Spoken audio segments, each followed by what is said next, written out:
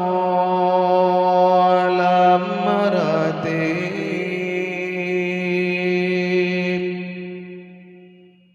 subuh maghrib musolla tapi ilme tengah nasib cukup sakit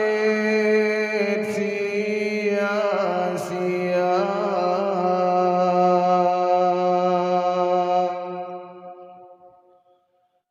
batengan sahana negeri mesucihan cara ibadah kalam jahil fahlar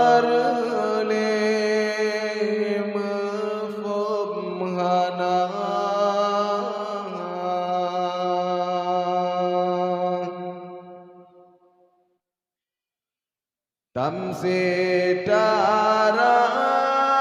on keladi dahabe ibu dengan angan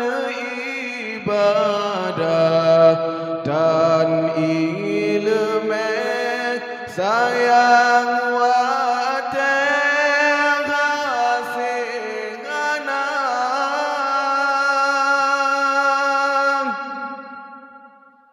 ilme agama gairakan kan pilihan ban sikulaga tapi wajib mandum urang lagen kun lesaidina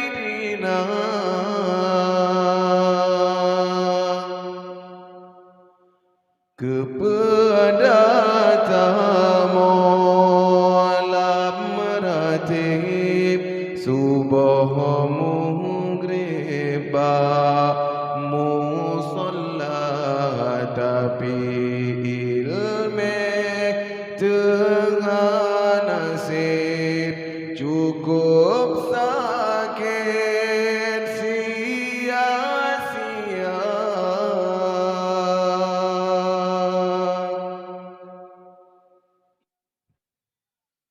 nyoge puncak hudep susah masalah lam rumah tanggaan anjut tak berenang binang anjut tanyo jaga duduk sering dalam salat kaim langkah babur ginang kepemimpin hana adik tak semikir butuh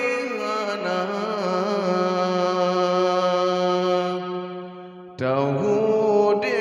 trip dan jaminan ajaikan baja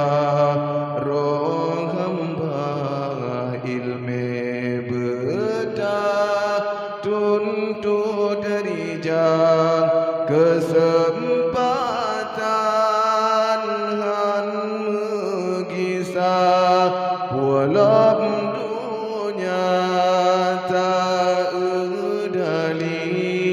kadruh berjanji